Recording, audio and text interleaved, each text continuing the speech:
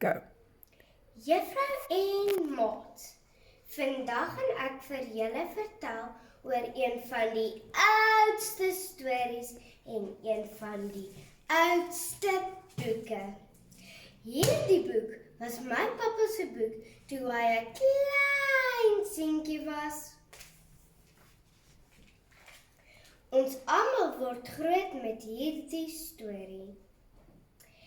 Hierdie storie is my gunsteling storie om te vertel. Ek, my boetie en my niggies en neefies hou elke liewe jaar 'n konsert oor hierdie storie. Dit is Jesus se geboorte.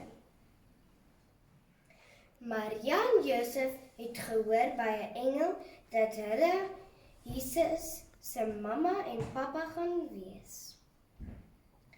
Hulle het dadelik met 'n donkie Bethlehem toe gegaan.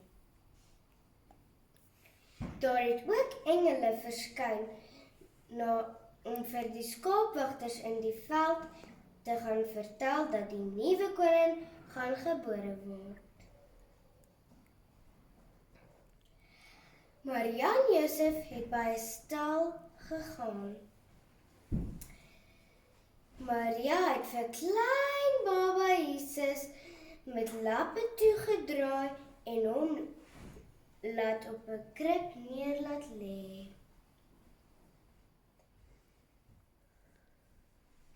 Daar het ook 3 wyse manne van die ooste